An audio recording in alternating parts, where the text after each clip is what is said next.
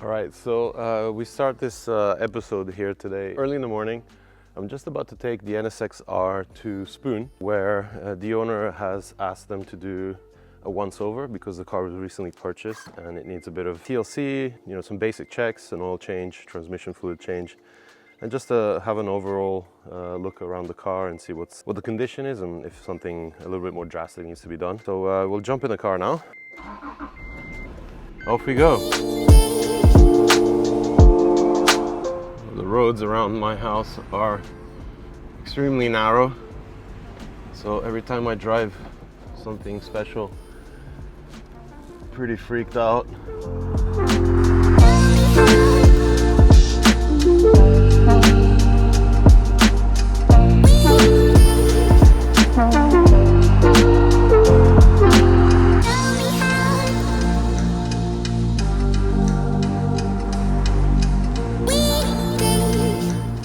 So this is a good example of the weird and random things that you see in Japan. This is a Nissan Note in front of me now with a GB Great Britain country sticker and then the learner's permit. That's what I used to have in the UK when I was learning how to drive.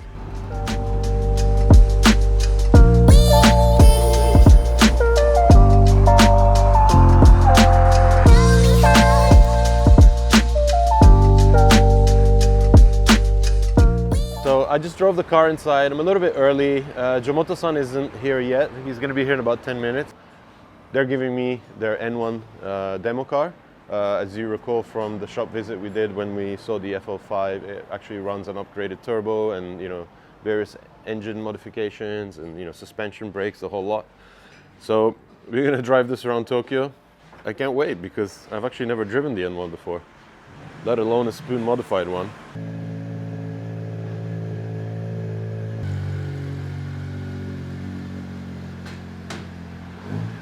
Okay, we're going to take a quick look at the engine, getting the lowdown on the specs. So 97 horsepower, intercooler and turbo have been upgraded. And then we have the legendary Spoon yellow cam covers, the billet oil cap, nice airbox, and you can see the tiny little turbo behind the RS badge. Okay, this is actually hilarious. I can't believe how compact this is. And I'm sitting on the nicest bucket seat from Spoon. And check out the Spoon steering wheel and horn button and shift knob. Okay, so I had to park the car for a little while, and it's always so dramatic seeing any type of car exit these stacker style parking lots in Tokyo. I can hear it coming. So basically this is where, at least one of the systems, where the actual platform here gets swapped for where the car is sitting right now, and then the car slides out.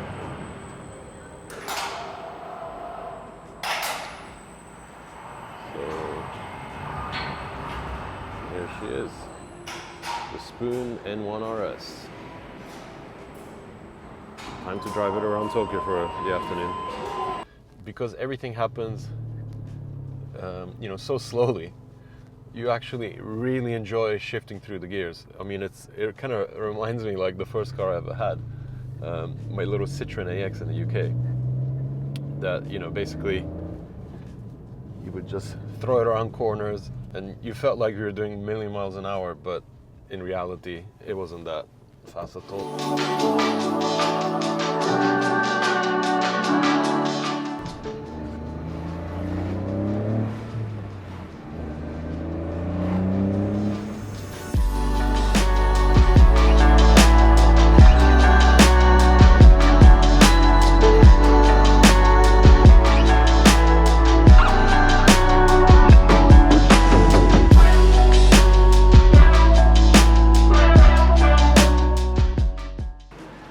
I mean, when you have a K car, where do you go? Tight streets, right? So we're in the little side streets around Shinjuku station, where all the restaurants and suspect type businesses are located. We're getting a quick couple of shots of the Spoon NA1 RS. I think it really fits in nicely here. I mean, of course, there's no performance there per se. I mean, sure, it pulls, it's got a bit of torque in the mid-range. It actually wheel spins second gear once you hit 5,000 RPM in the wet. Like something simple, like a little Honda city car with a 660cc engine. It satisfies me more driving in the city than, say, you know, name any sports car, because, you know, you can't push them. This car, I was like revving it to 7,000 RPM off the line, second gear, and I'm at 50. So, you know, it's pretty much a speed limit. So, you know, you have fun and you don't do anything illegal, and it puts a grin on your face, and that's really what driving should be all about.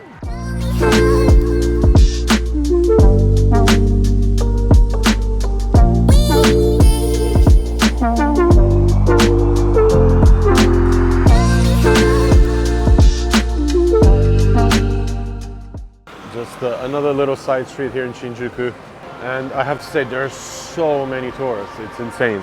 I think 90% of people around here are just tourists. Yeah, Japan is definitely open again, guys. Okay, and since we're actually shooting in Shinjuku, what better place to visit than Golden Gai? This is probably the most Japanese looking street in the whole of Tokyo. It's basically a whole block of tiny little streets like this, lined with tiny bars. I mean, obviously it gets lively at night. It's just one of those spots that you kind of have to visit, and it's always cool to shoot here. So as you can see, here's another little street.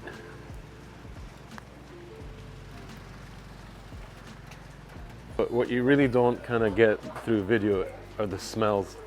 Like, it smells like old Japan. It smells like Showa era. Like, you can feel the mustiness of these old tiny buildings mixed in with cigarette smoke and the smell of Suntory highballs. It's Japan at its best. And if you wonder what they look like inside, see, literally 5-6 seating spots, and you can barely walk through here at night.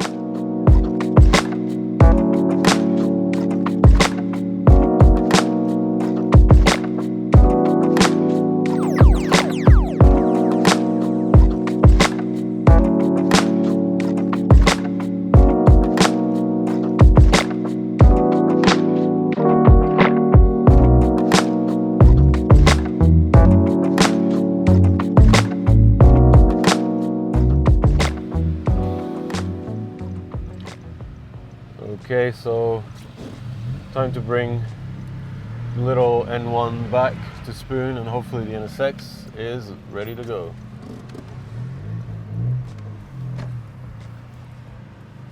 FL5 is getting prepared for tomorrow's outing. So there it is. It concludes the little drive in Tokyo of the N1, and I have to say I'm a bit sore. The spoon bucket seat is a bit tight for my type of size. That's why Alec was driving now. I just couldn't take it anymore. So yeah, super fun ride. Really emphasizes just how much fun you can have with small, simple cars, and how nicely set up you can make them if you have companies like Spoon that cater to you know, K cars like this. So yeah, I hope you enjoyed that. We're just ready to pick up the NSX-R. So check back soon. Thank you for watching this one, and let me know in the comments what you thought.